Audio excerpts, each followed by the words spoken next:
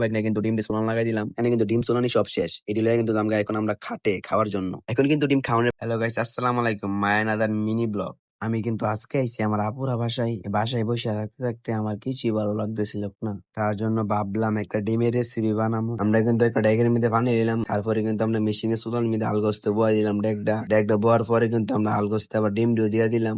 হেন্দা ডিম দিয়ক আর হেন্দা কি কি করণ লাগে আমরা কইরাই করি। আমার বাইক নিয়ে আমার কইতাছে, মামা তোমার ভিডিও তো আমার লোন এলে কিন্তু আমার বাইক নিয়ে আমি আমার ভিডিও তুলে লাইলাম। আমার বাইক নিয়ে কিন্তু আমার কথা পেঁয়াজ ধরে দিল, মামা নো পেঁয়াজটি ফলো। আমি কিন্তু পেঁয়াজটি ফলা শুরু করছি।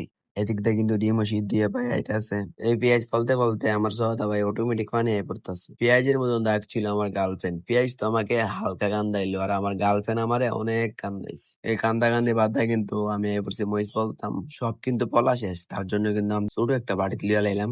আর আমরা কোন রেসিপি বানাইতেছি ডিমের টাইটেল দিয়ে কেমন হয় বুঝিয়ে গেছেন। এনে কিন্তু একটা তেঁতুল আচার দেওয়ার লাগে আমি একটা তেঁতুল আচার দিলাম। এনে কিন্তু সব মশলা দেওয়া শেষ। আবার কিন্তু বললাম আমরা ডিমের কাছে ডিমের গরম পানি না ফালাই আর ঠান্ডা পানি লইলাম। ডিমের ডেক কিন্তু লয়ে বললাম টেবিলের দ্বারা দুনো মামু ব্যাগ নিয়ে কিন্তু ডিম দিয়ে সোলান লাগাই দিলাম। এনে কিন্তু ডিম সোলানি সব শেষ। এটি লয়ে কিন্তু জামগা এখন আমরা খাটে খাওয়ার জন্য। এখন কিন্তু ডিম খাওয়ানোর বেলা, তার জন্য কিন্তু আমি শরীরটা মাইতে ফাইটা লইছি ডিম ধরে। মশলাটা যদি বালা দিকা ভিতরে যা আর ডিম খাওয়ার পরে আমার রিয়েকশন দিব। আসলে অনেক মজা ছিল। আপনারা আমার মতন বাড়ি ট্রাই করে দেখতে পারেন। টাটা, সবাই ভালো থাকবে। নেক্সট ভিডিওর মধ্যে দেখা হবে। আল্লাহ হাফেজ।